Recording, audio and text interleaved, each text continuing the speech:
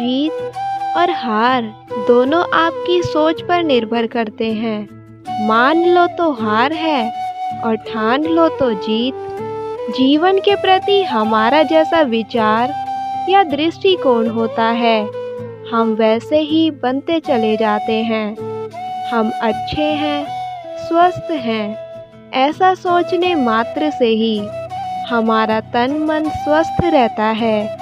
और इसके विपरीत यदि हम ये सोचने लगेंगे कि अरे हम तो बीमार हैं, कमज़ोर हैं, तो सचमुच हम अशक्त महसूस करने लगेंगे। इसी प्रकार हम गरीब हैं, हमारे पास पैसा, धन, ऐश्वर्य और वैभव नहीं है, ऐसा सोचने से ही हमारे जीवन में दरिद्रता बढ़ती चली जाती है। हम सचमुच श्रीहीन होते चले जाते हैं। लेकिन यहाँ एक और बात ध्यान में रखनी चाहिए कि लक्ष्मी कभी भी आलसी और अकर्मण्य व्यक्ति के पास नहीं आती। इसीलिए सकारात्मक विचारों के साथ साथ हमें सक्रिय और कर्मशील होना भी अनिवार्य है।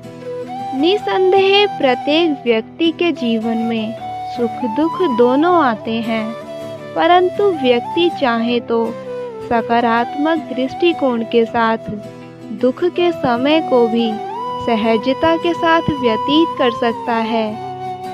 हमें कभी भी दूसरों की सुख समृद्धि देखकर मन में कुंठा नहीं पालनी चाहिए, अपितु उस व्यक्ति की प्रगति के कारणों को समझना चाहिए, उसके सद्गुणों को अपनाना चाहिए, स्वयं का विकास करना चाहिए। यूँ तो किसी न किसी चीज़ का अभाव हर व्यक्ति के जीवन में होता है, तो उससे दुखी या निराश न हो।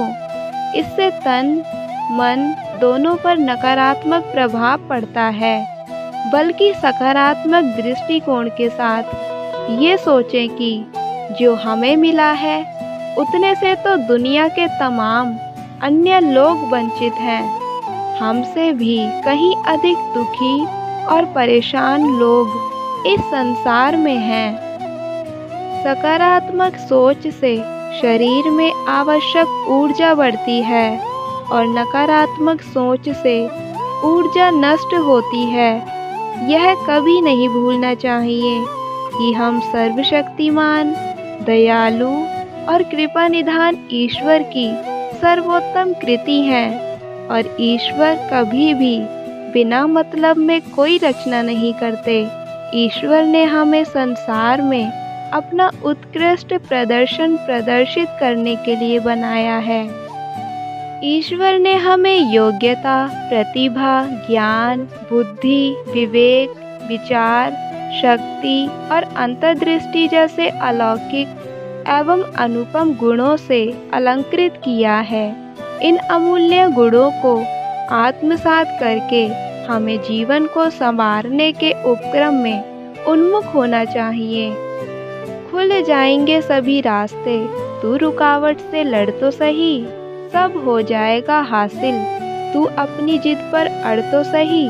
इसी के साथ स्वयं भी सकारात्मक रहिए और दूसरों तक भी अपनी सकारात्मक ऊर्जा पहुंचाते रहिए और हमेशा आगे बढ़ते रहिए।